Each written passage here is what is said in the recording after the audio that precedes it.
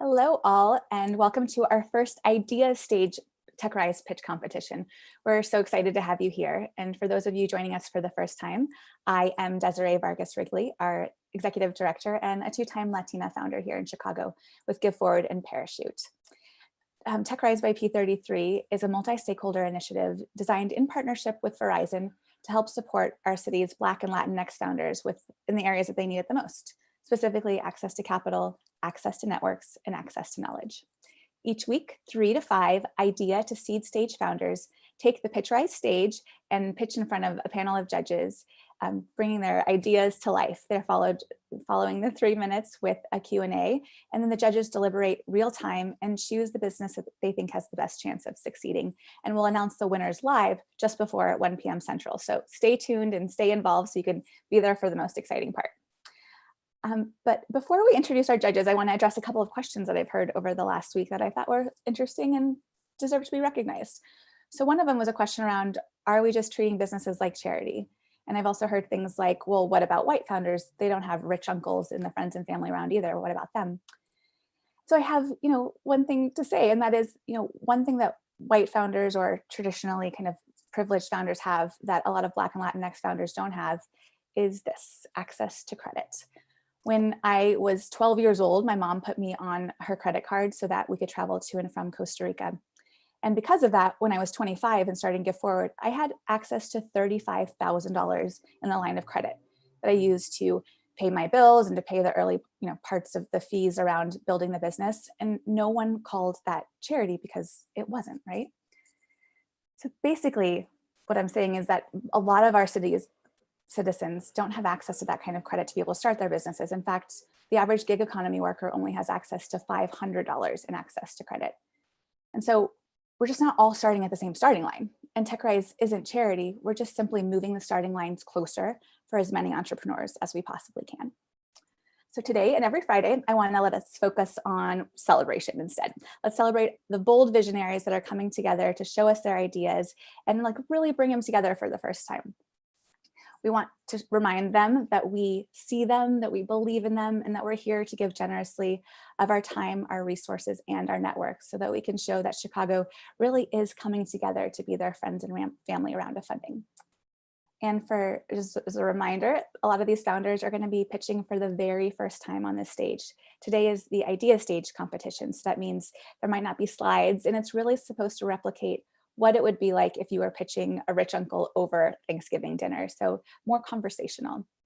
And I want to make sure that we, celebrate the courage that it takes to come on stage for the first time, not having gone through an accelerator or something like that. So I hope that you will embrace all of them, not just the winners, and give freely of your time, your resources, and your network to really show them support. So as I mentioned last week, and hopefully every week moving forward, there are 2 easy ways to support the founders that you see today. One of them is with the links that you'll see at the very bottom of the YouTube listing, and that is a direct form to be able to mentor these founders individually. So if you can bring your expertise in technical consulting or email marketing or helping with projections and financial modeling, basically any of the early stage needs that these founders have, it would be wonderful to have our community come together and give them that time. And then, of course, TechRise is a philanthropic fund, and we are constantly raising to make sure that we can keep upping the prize money every week. We're starting at $10,000, but our goal is to be able to distribute $50,000 a week. And we do that in part with the generosity of our corporate sponsors, our philanthropic community, but we also rely on the generosity of our individual founders, startups, VCs, and viewers and citizens like you. So if you'd like to contribute, all contributions are tax deductible, and 100% of the contribution goes directly to the founders that you see today, as long as you give before 12:55. So you can do that at techrise.co/donate. And then finally, we want to welcome anyone who has an idea onto the TechRise stage. We would love to have you. So please do apply. It's a rolling application, and you just have to apply once, and then you're considered for every month moving forward. So you can learn more at www.techrise.co/apply. All right, so now it is my great pleasure to introduce the judges. First, we have Jeff Canalupo, an entrepreneur, investor, and brand builder from Listen Ventures. Listen is a consumer-focused fund that invests in consumer tech and products and has wins like the Calm app and Factor, which they just sold to HelloFresh. Welcome, Jeff. I don't know if you can come on and wave real quick. Thanks for having me, Desiree. So glad to have you here. Thank you. Next, we have Kelly Jones, who pivoted from an enviable music career and media career into becoming an entrepreneur, investor, and ecosystem builder in Indianapolis, where she runs Be Nimble, an accelerator and workforce development nonprofit for diverse founders. And she's a GP at 68 Capital, a fund focused on Black, Brown, women, LGBTQ founders in the Indy area. And then our final judge is Jeff Eschbach. He is founder and CEO of PageVault. Great to see you. And Kelly, do you want to come on and wave too? It'd be great to see you. Wonderful, thank you.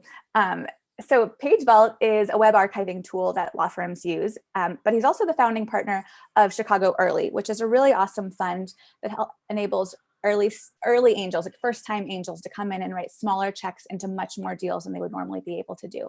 So we are, and you're also, I think, an adjunct professor at Kellogg. So great to have you all. Thank you so much. And I think we're running a few seconds behind, but we're going to get back on track, and we're going to do that right now by getting right into our pitches. So it is my great pleasure to introduce Roomii and its founder, Dapo Kolawole. Oh, thank you for this great opportunity. Let me just share my screen and we'll get started. Okay. Hello, can you see my screen? Is that a yes?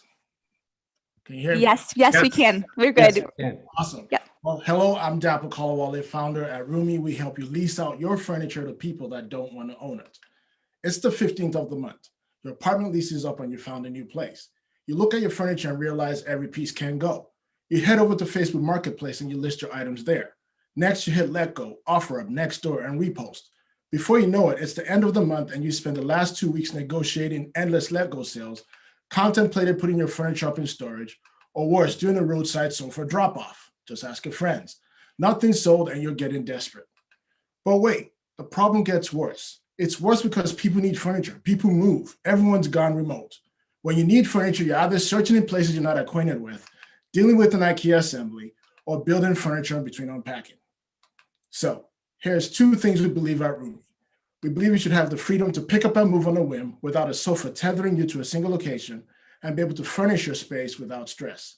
That's what we're doing at Roomii.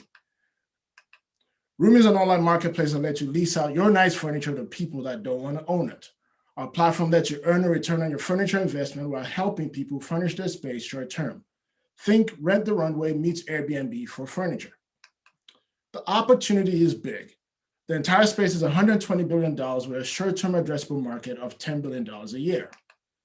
And the way we plan to get to these people in the first place, our go-to-market strategy is built around targeting right where people have to pay.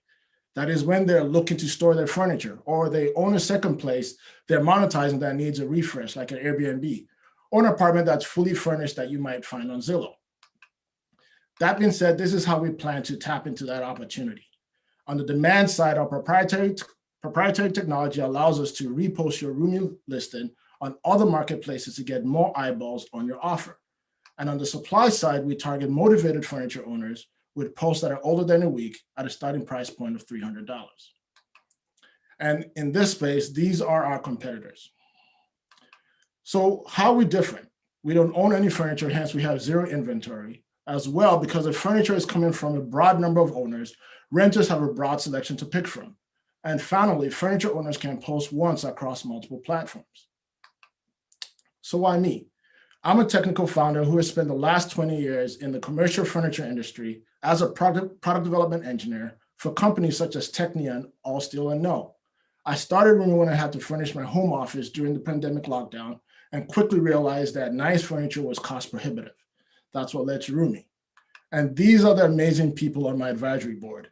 Chris brings product marketing expertise and Dennis, marketplace operation experience. So while we recognize that the car industry has solved this problem for Zipcar and the clothing industry with Rent the Runway, a solution is needed for furniture. We're Roomii, bringing the circular and sharing economies together. Let's get comfy. Thank you. If the judges could join on video and unmute and then ask away. I'll ask a question. This is Jeff Eschbach. Could you speak briefly about the logistics here? So if I rent out my couch to somebody who's 50 miles away, how does that couch get there? Or when they decide they no longer want my couch, how does it get back to me? Am I eating those costs, or are you guys taking on those costs? That's a great question. So we're not going as far out as 50 miles out from the city. We're actually starting in Chicago. We're doing like a 10-mile radius from Chicago. We actually pick up and deliver the furniture. So when it's time to, when someone leases out the furniture, we schedule the date on the date that you have it available, and the person that rents it schedules the date that they want it.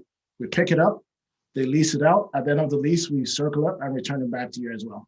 And we also make sure that the furniture gets cleaned when it's coming back to you. Can you share a little bit more on your business and pricing model? Absolutely. We are charging a 30% commission on every furniture piece listed. So for every listing on the platform, we charge. So if you have 4 pieces, each one of them will incur a 30% commission on top of that furniture piece. And is that how you cover the cost of delivery and all of that thing? Is that coming out of that commission price? Exactly. It's coming out of that commission price. Thank you. Can you talk a little bit about how you build trust into the platform, right? As a double-sided marketplace, that's the number one thing that matters. So, what are you doing to ensure quality product? Absolutely. So the first thing we do is on the site, you can only list 3 kinds of furniture that's in excellent condition, good condition, and like they're only 3 categories: very good, good, and excellent condition. The other thing that we do is that when you're listing your product, you have the option as a furniture owner to ask for a security deposit, depending on how much you're trying to list. So if you're trying to list a $1,200 Barcelona chair, you could ask for a security deposit as well. Another thing that we're looking at right now, and I'm actively talking to an insurance agent, is how can we, make the furniture owner feel more comfortable by somehow bringing some kind of insurance platform to them so they could use it. And the third thing that we're doing is that I'm working on the platform is actually on the website. I have something called Ask Us. So if you still have questions, you could get direct in contact with me, and I'll walk you through the process and then help you make that sound decision. Wonderful. Thank you so much, Dapo. You did a great job. And now I'd love to introduce our next competitor, who is Margarita Moreno from LatinXChange.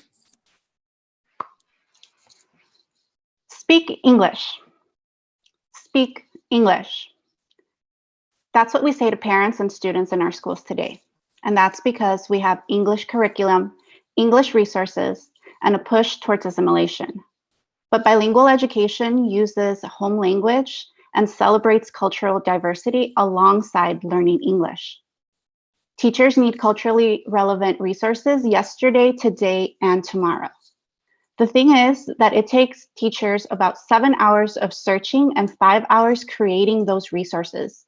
And they typically spend $500 a year out of their own pocket for resources other teachers create. It's no wonder 1 out of 5 Latinx teachers leaves the profession every year, and an overall 44% of educators leave by their 5th year. Teacher burnout is real, and it costs schools billions in losses and deeply impacts student learning. We're going to change all that. My name is Margarita Moreno, and I'm the founder of LatinXChange. And LatinXChange is an online collaboration platform and marketplace where educators will find bilingual resources and also be able to get compensated for the classroom content they create. Our platform will ease the strain and time it takes to create those resources while building a community where teachers can learn from each other. Our team currently work as educators, and we need this platform. Of the educators we've surveyed, 84% of them say they need a collaboration space, and 46% say they want to be content creators for growth opportunities. Let me break down the value proposition for you a little bit more. Right now, schools pay bilingual instructional coaches $75,000 a year, and they only work with 6 to 8 educators at a time. Our platform can provide the tools and resources to all of the educators in that school and save them tens of thousands of dollars. Our customers are the teachers, schools, and school districts, and our members are 3.5 million educators in schools today. And we'll acquire new customers through our social media platforms, our podcast listeners, and also the #1 educator marketing tool, which is word of mouth. What makes us different is the bilingual resources and that cultural advocacy that we bring. And also, we will generate the revenue from premium memberships and annual school site memberships, along with the resources and products that we sell. LatinXChange is ready to disrupt the trend of teacher burnout and also boost the achievement for 14 million and growing Latinx students. We're ready to light the fuse that will change bilingual education forever. Thank you. Great. And now we can bring on the judges for Q&A.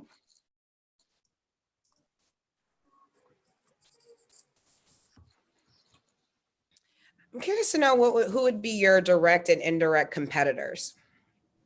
So right now we have as a direct competitor, Teachers Pay Teachers, which is a company that is a marketplace where teachers can go and find free resources and also sell their resources the same way. The thing is that if you look at their marketplace right now, they have only about 200,000 Spanish resources when you search, their marketplace, and about 35,000 tagged for dual language schools. And so that really is shocking to me as a bilingual educator, because I know that schools across the whole country now offer dual language programs, not just in Spanish, but in 18 languages. And so we want to address those needs that are still in the market.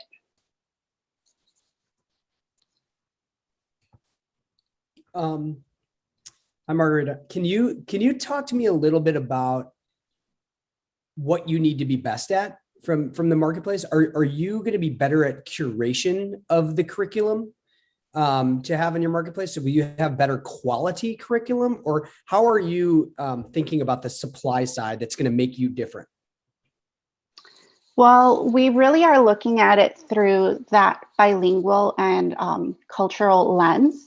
Right. And so that's really where we want to become the leads at, and providing those quality resources in that Spanish language for us, starting with our background. My team is also here as educators. We've worked and know that those are the things that we need as teachers. That's what I need right now as a resource for my classroom.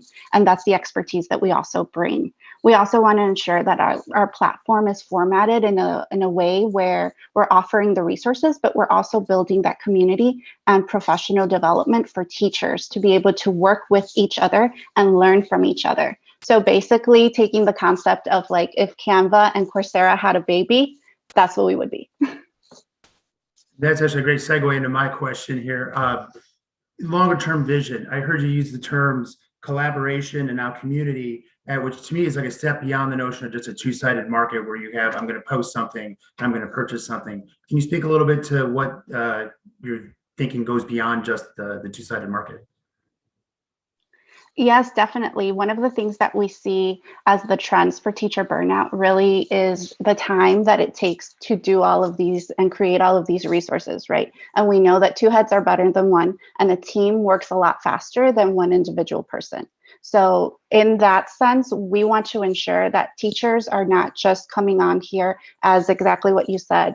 I'm here to sell, I'm here to buy, right? We want to build that community and camaraderie so that we're also addressing that teacher burnout, which is really pivotal to our mission and vision of building that community and collaboration and having those conversations that need to be had in order to change the way bilingual education is being addressed right now. And you think the platform is going to enable that so people can now interact and not just going in a solo interaction on the platform? Yes. Wonderful. Well, great job, Margarita and team. And thank you to your co-founders for joining us on stage. And we will see you later. And now we have our next competitor. We're going to welcome Elbert Dockery onto the stage from Bytes. Welcome. How you doing, everyone? Data is the new gold. And with many of the problems in logistics, data is more important than ever to protect it. Both affects everyone directly and indirectly. Do you love this country? I sure do.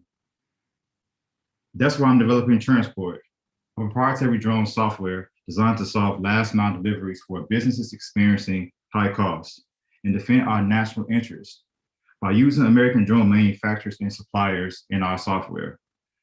I'm Elbert Dockery, software engineer, founder of Bytes, and proud American. I believe we can build a cutting edge business and protect our country's national interests at the same time. Transport does two things for customers who currently have UAV technology or those who aspire to implement it. One, reduce the burden of using large vehicles for delivery.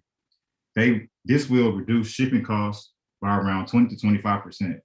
Two, reduce the exposure of potentially sensitive national security data while storing it on American servers versus foreign government servers such as China. There is a need to be filled currently with the ban of foreign technology, which was started by the Trump administration and will be continued with the Biden administration. Our business model will be similar to how Microsoft and Google's business model started off, offering software to hardware suppliers. Transport will push the logistics industry forward and align with many people envision in the future, in the autonomous future. With the funds from TechRise, our first step will be to expand our web presence and marketing to manufacturers and suppliers who currently implement UAV technology. Become a part of our company's vision. Join us on the journey to innovate and use technology to solve the current pandemic supply chain issues and those that will arise afterwards. Thank you. Great job, thanks. Let's welcome our judges back onto the stage.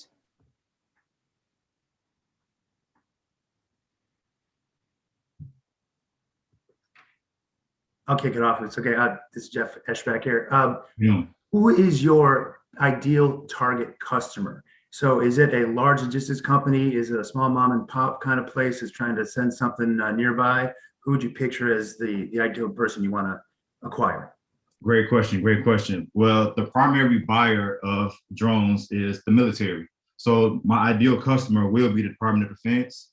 And if you want to get more specific, then the Army, because of the large value that the Army currently has. Gotcha. So their internal logistics is what we're going to enable versus maybe trucks and trains and things like that. Yes.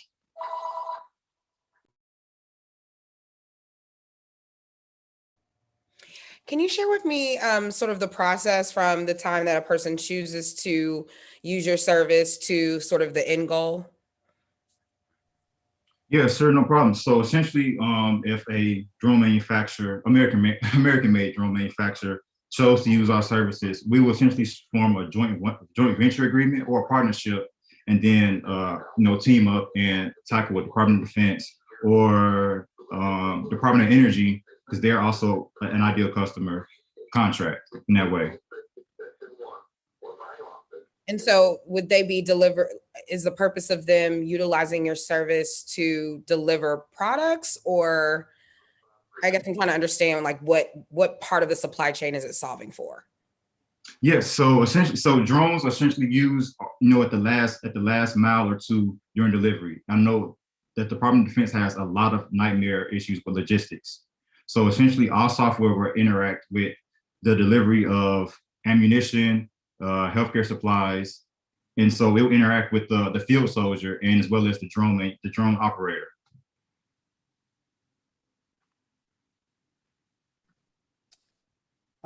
Just quick question for me, is there anything proprietary in nature to the software that you've developed as it relates to solving this specific problem? And do you have any protection or IP around it? I'm glad you answered that. There will be a patent filed, and we will be looking at some licensing agreements for licensing and SaaS is a business model as well. So we will be implementing both business models as a sales and service. Gotcha.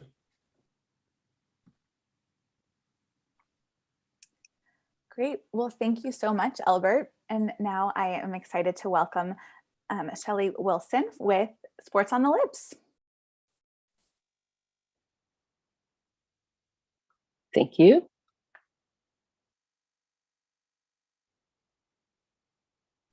I don't think we have your video on yet. Oh, there you go. Can you see it now? We can't. Can you see it? We just Okay, can't, perfect. we can't see your face yet. Okay, let's see if we can get my face back on here. There you go. About are we there? All right, we're ready whenever you Good are. afternoon. Good afternoon. When it comes to gender and sport at the intersection of race, all things are not created equally. I'm Shelly Wilson, founder and CEO of Sports on the Lips. Sports on the Lips is a for-profit with purpose startup creating equal access to opportunities through mentoring for collegiate female athletes. As a young girl growing up on the west side of Chicago, I always dreamed of working in the business of sport. In fact, this platform, it is inspired by my love of sport at a very early age because of my dad and also my professional and untraditional journey into the sports space. But after 2 decades, diverse female athletes are having a difficult time getting that first footing, that transition into the workplace. Despite the fact that 44% of college student athletes are female and graduating at a success rate of 90%, over 90%, women comprises only 20% of leadership roles. And for women of color, it's less than 3%. But why stop there? Low representation affects youth education and the future of work. We aim to change that. Our concept is simple. We're coaching MVPs into CEOs. We're developing a smart platform as we speak that connects student athletes to mentorships, personalized mentorships, plus skills-based workshops on one end of the platform. And then on the opposite end, a talent feeder system for organizations to tap into this great, ambitious talent.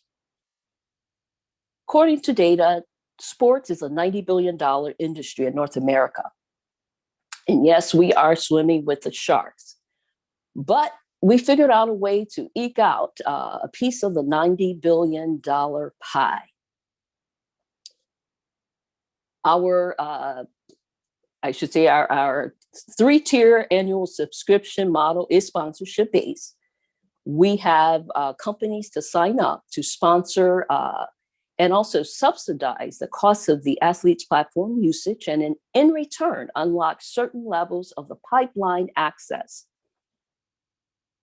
In order to win, despite our organic growth and the other sponsorship, we are driving sponsorship as a revenue generation. We know that we need to build acquisition this way, build retention that way, and generate a network effect to conquer the world by 2030. We are building the category of the under athlete access, the UAA, the first of its kind. And I am so filled with joy to be able to launch the first leg of my passion project right here in Chicago. So now I know you want to know if we can execute on this. Meet our all-star team, serving as mentors and advisors, bringing value add to the platform day one for our mentees. So what next? It's an Olympic year, and we're super excited. But there's one thing, we need partners. Join our team. This is awesome. Thank you. Great. Let's welcome back the judges. And then, Shelly, if you want to turn off your screen share and come back on video, it'd be great.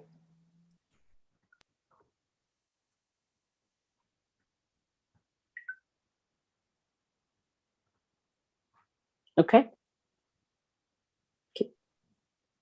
Can you see me? Yeah, we're good. I'll kick it off first again. I don't mind doing that. I already think that the female athletes have almost self-selected into excellence just by the very fact they're an NCAA athlete. But it sounds like there's going to be an even more refined process of picking them and maybe the right match for the sponsors. Can you talk a little bit about the process of who really rises to the top and how you're going to select the people that are in the program on both sides?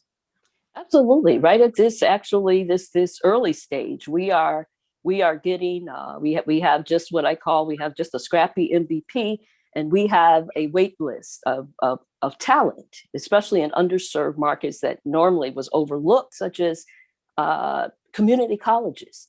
So in terms of our precedent first, we basically kind of have a 10-point criteria system that we look at right off the bat. And while we're doing that, we vet them. We vet them with a one-on-one with me. I am the algorithm. And I so match them according to their desired career path track. And then I'm the hand selector. That's why we selected 10, because we wanted 50, because our vision is 50-50, but that became super overwhelming. So with the 10, we're able to really track. We have a playbook in which we're tracking their steps, just like we track our steps on our smartwatch. So for now, that's how it's done. Thank you. Given that, women in sports in general are underrepresented, underserved, right? I'm curious to know, like, as you're thinking about placing them into areas of the sports business or different companies, are you working with those potential partners in order to ensure that they're building a culture that can handle having, underrepresented women athletes that may normally get overlooked? Because I think that'll be really important to whether or not they stay or are promoted and different things like that. So what partnerships or things are you doing on the other side to ensure that those are the right places for them to succeed? Great question. Well, when I developed a vision for this, and because I was in this space, I knew right away I needed partners. I needed people that, first of all, bought into the vision. I needed people that were empathetic towards diversity and inclusion, because as a part of the conversation for Sports on the Lips, some people say, Shelly, I just don't get it. I don't like sports anyway. I think they get paid too much money. Those are indicators for us that, this might not be the project for you. So we are selectively picking our partners, but we do know we need partners. We have 2 potential university partners on deck, and then we want to drive it. I come from the world of NASCAR, so we are really driving sponsorship and partnership. Thank you. I'm just curious, Shelly. What can you give me an example of, like, what does success look like? Who's the furthest along in the program, and what is the ultimate goal? Do they become the CEO of one of these companies that you've introduced them to? Can you just talk me through? I want to understand how the student athlete, the ultimate goal, and how that story can be told. Wow, even a better question. Wow. In terms, it goes back to the vision. And because I was in that space, it's kind of like this. Currently, we have a system that has a one size fit all. Athletes done being an athlete, some go on to become professional players, some go on to the Olympics. But the common thing is that my desire is not to play sports. I want to work in sports. So how do we carve out that space? And then there's a gap. There's a gap in skills, because, that question is, what kind of skill sets do you have? And that's where our skills-based workshop go in there. But the success is really going to be determined by how much you are willing to work, just like you worked on the field. How hard are you going to be willing to work to get to that next step? Be it with a company or be it like myself, you come back and create your own company. I'm going to interject real quick. Shelly, afterwards, hit me up. I want to make sure you talk to Suzanne Muchin at Bonfire, who's got a very related initiative going on in Chicago. So just as a follow-up. Thank you very much for your time. Thank you, Shelly. Wonderful job. And now we have our final pitch of the day. We have Ari Cohen from Ceres Health. I'd love to invite you on. Thank you much. We're ready when you are.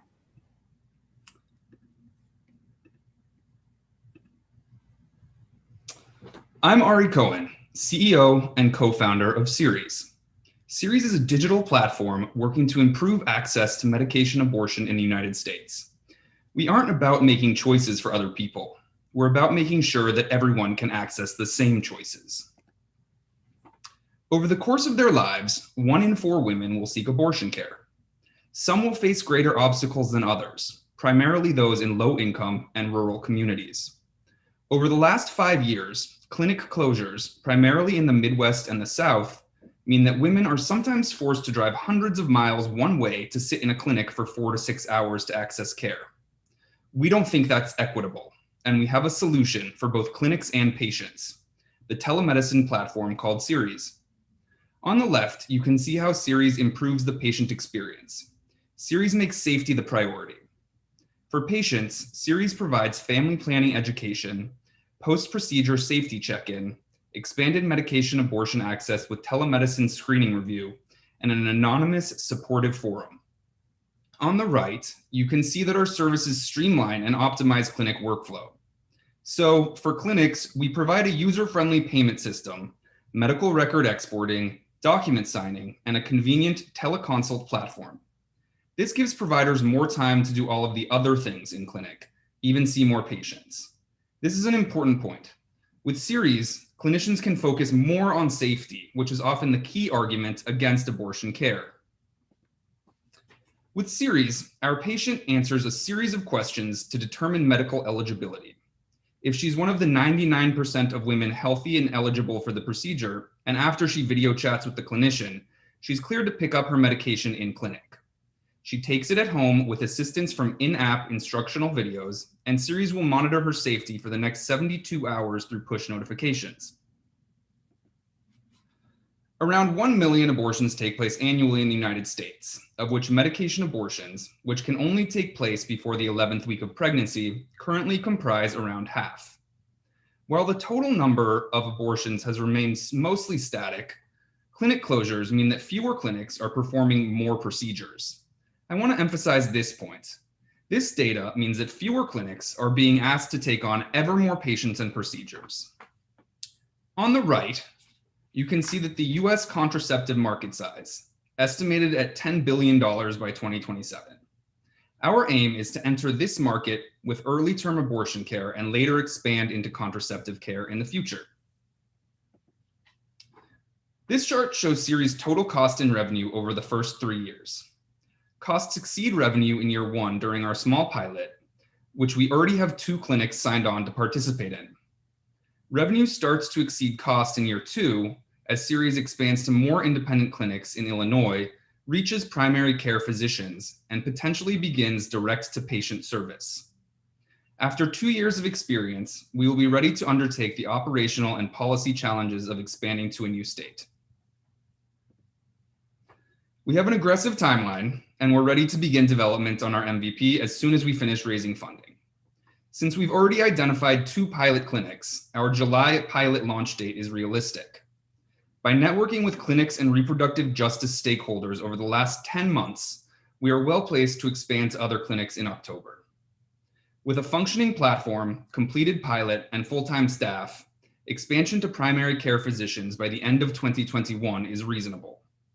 In consultation with legal, policy, and medical experts, we expect regulatory change would allow for inauguration of our direct-to-patient service as soon as it's feasible. Thank you very much. Great, now we'll bring everyone back on video.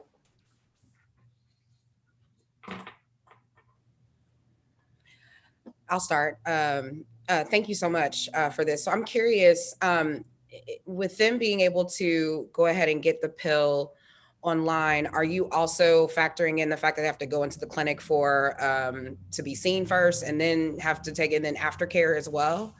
Is that all factored in to the process? So the pill actually can't be given online long term. And let me elaborate on that. So from a regulatory standpoint, the FDA has placed one of the 2 medications used here on a list called the Risk Evaluation Mitigation Strategies list, which means it has to be dispensed in a clinic. So it can't be sent through a pharmacy. You can't just pick it up, through, an online retailer. So it has to be given in clinic.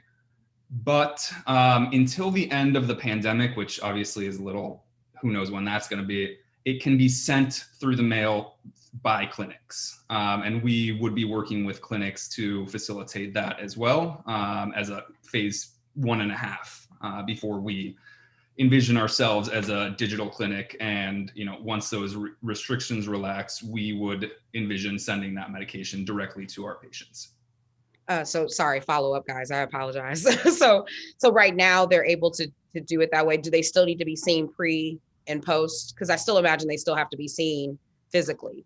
So it depends on the clinic. The American College of Obstetrics and Gynecology actually released a study back in last March that determined that seeing patients and subjecting them to serum testing and ultrasounds actually doesn't really improve outcomes. It's kind of unnecessary. It turns out women are really good at knowing their own bodies and evaluating how far along in a pregnancy they are. So their guidance was such that, if clinics feel more comfortable doing those tests prior, they can, but it's not necessary.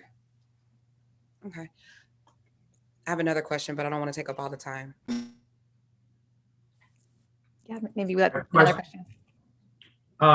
Question about risk. So, you talked about 99%, but what about the 1%? When you talk about telemedicine in any form, if something goes wrong, variable it will, somebody gets injured, dies, who knows what.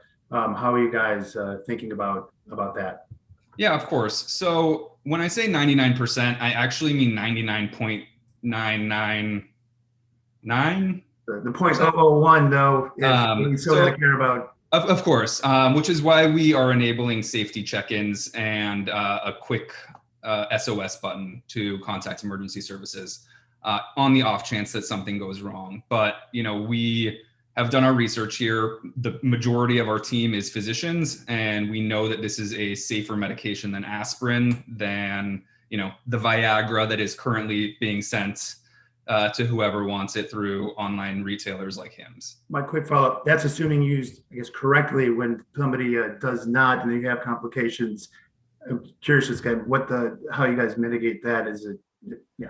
So that's why we're including in-app instructional videos, as well as very simple directions to guide administration of the medication for the patients. All right, Jeff, do you want one more? Yeah, just a quick question. I think around the brand. Are you enabling the clinics? It seems like out of the gate, you're essentially expanding the clinics offering to a wider audience. And so then they are on the hook for actually making that aware to the people?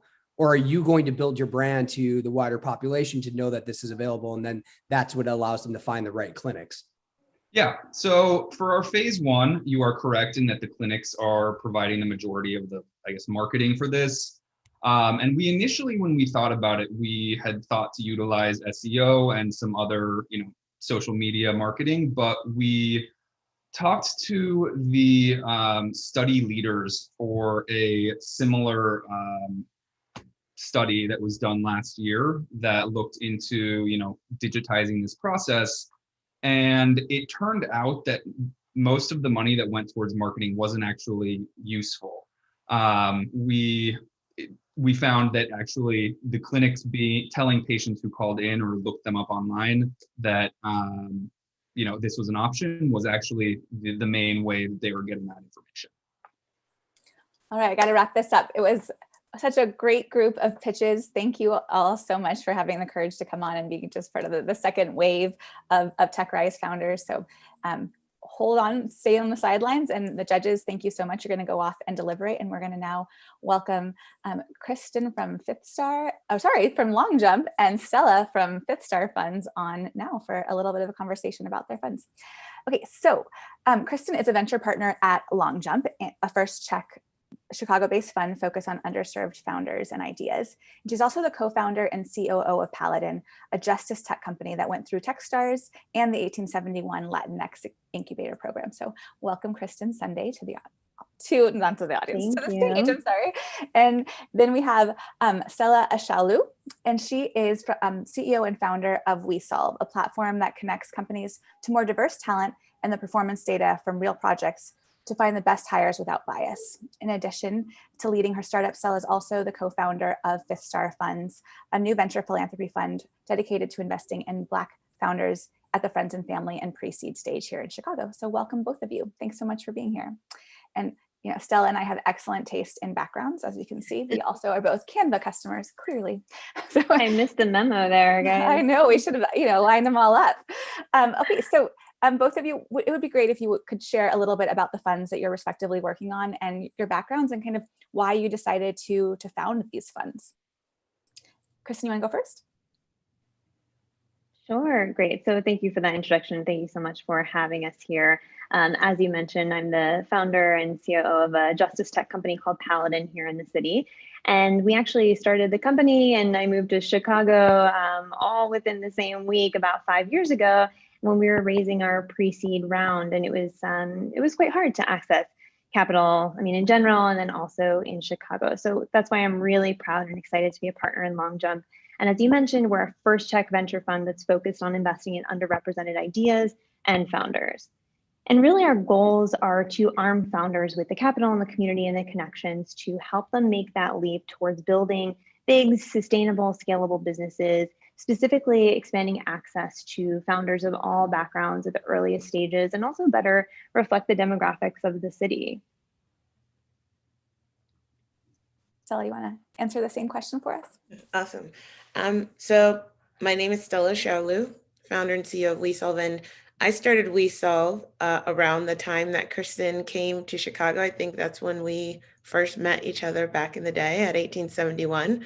And I also went through Techstars Seattle, and started to grow my company and just had, some really great traction as far as great customers that we were able to get on board, like Salesforce, Discover, et cetera. But, even after going through Techstars and getting those types of customers, I had a really hard time raising capital. And to be honest, to this date, I'm still having certain struggles that, I've experienced as a Black female founder. And that's something that's really near and dear to my heart. So I was really honored to be a part of the founding team of Fifth Star Fund, which is a group of folks who mostly met through 1871, actually. And we all aligned over creating a access for Black founders specifically. And we are a philanthropic venture fund, but with an evergreen model that allows all of the investments we make, any proceeds that come from that investment, to be invested into the fund to help fund other companies. And so it's something that's really near and dear to my heart, especially thinking about how do we remove bias that underrepresented and specifically Black founders face in this process. And we're looking to do that through a really unique model of evaluating these founders and their businesses. Great, thanks. I think we're all getting similar questions because we're all kind of coming on the scene at the same time. Where does TechRise, Long Jump, and Fifth Star funds fit into our existing funding ecosystem? And so, I'm happy to start a little bit with that, where, TechRise, we really see ourselves as a first opportunity for that kind of external validation for founders who are at idea stage, but then also recognizing that, the founders that have been in our ecosystem for a while that still need that friends and family tranche to get to the next level is a space that we want to operate. And we're intentionally a philanthropic fund, as you guys know, so that we can kind of harness the resources that haven't traditionally been part of our funding ecosystem through the nonprofit vehicle that we have. But we see TechRise as, deal flow to you all, and we're excited to be partners with you.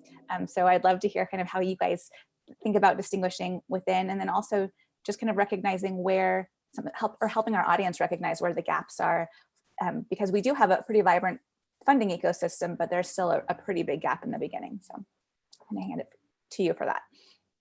Yeah, so I can go. Definitely see both Long Jump and P33 as allies and partners in the same goal and objective. To your point, we're structured as a philanthropic fund, meaning that folks from, you and I, anyone who's watching and listening can contribute and contribute to this fund, as well as, high net worth individuals and corporations that are interested in supporting the work that we're doing, which is also similar to P33. But we are also a traditional fund in the sense that we are investing in with a safe note. And so we will actually see returns from the investments we make, and those returns will then be reinvested into the fund. And so I think that kind of puts us in an interesting sweet spot between the two of both, TechRise and Long Jump.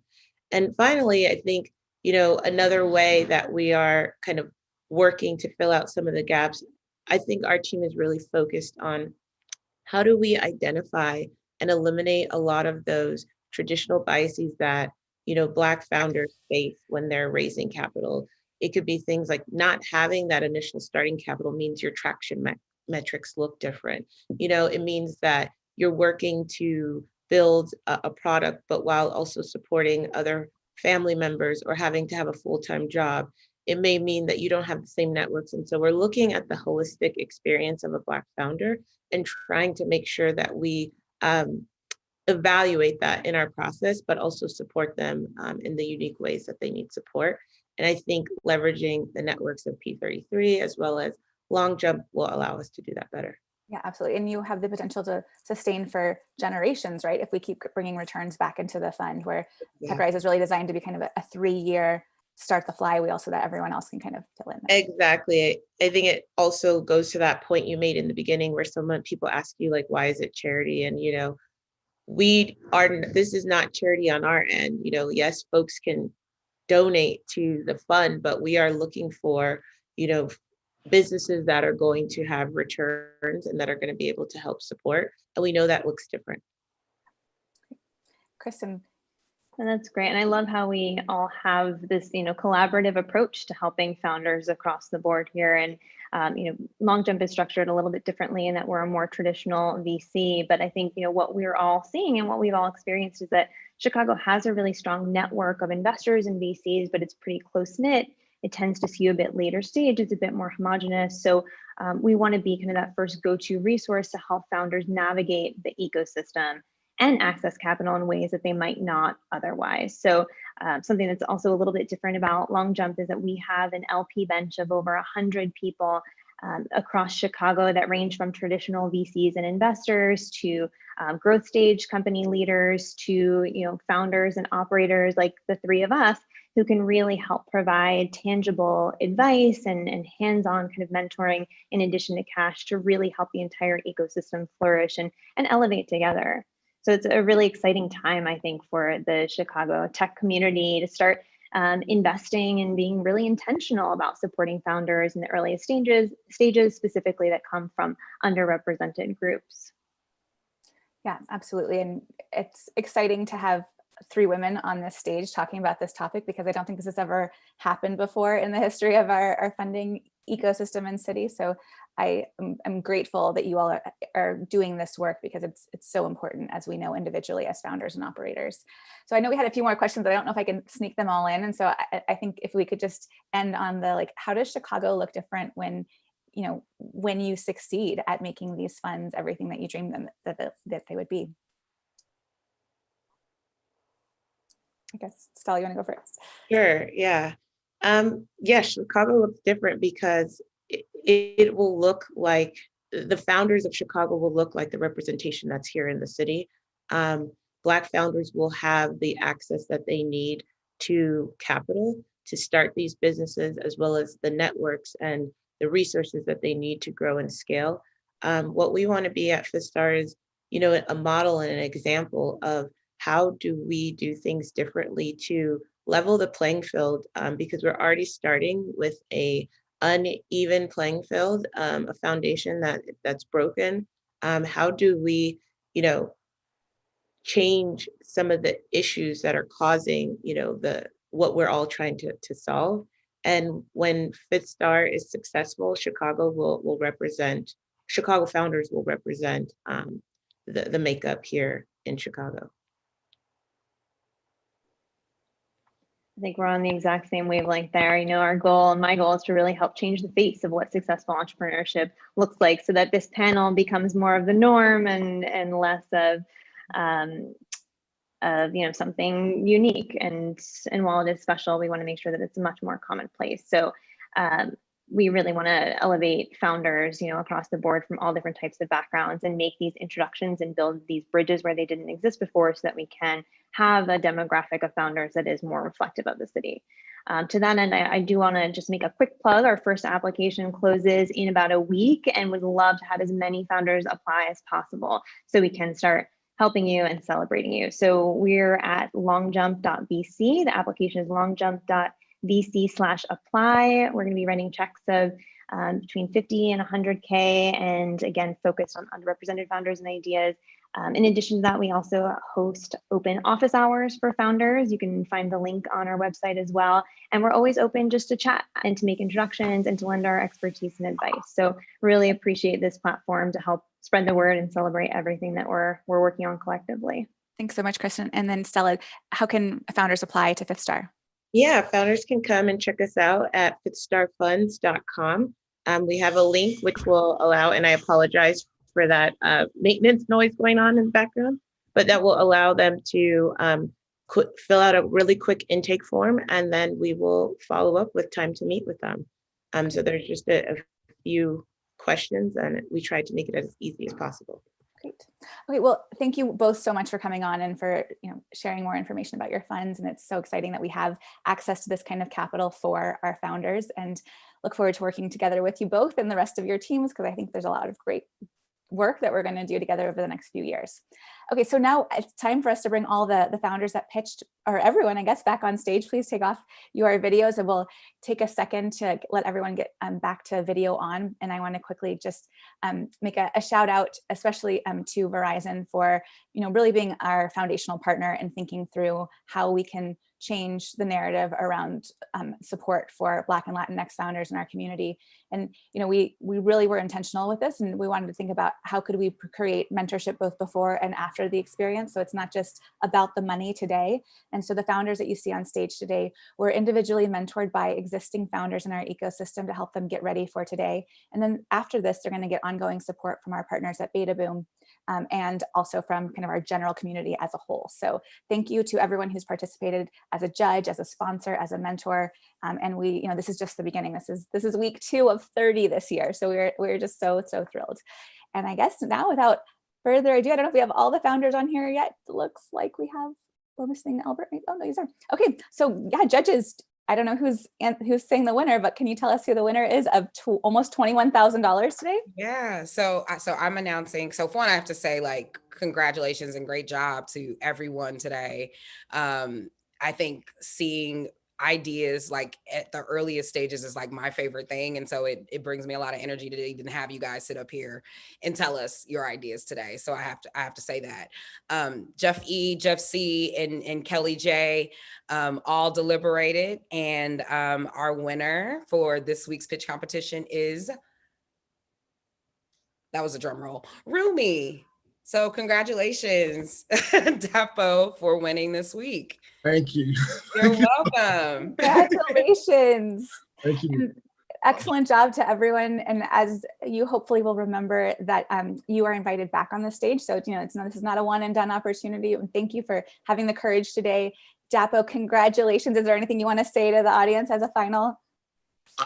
This platform and all the entrepreneurs that have presented today, the judges, thank you so much. We're going to continue to build Chicago up with what we're doing. Thank you for the support. Thank you for believing in what we're doing. And thank you so much. Thank you so much. Thank you. Great job, everyone. Great. Yeah, please hit us up on LinkedIn. Stay connected. Yeah. Yes, 100%, please. Thank you guys again for having me too, and so great to meet you all. It was so great having you all on, and we hope that you'll come back as viewers, and hopefully come back, as judges, and the successful founders as you continue to grow, come back on stage.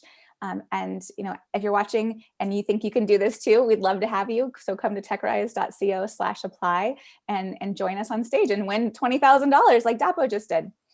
Everyone have a wonderful weekend. Thanks so much. Awesome. Thank you. Yeah.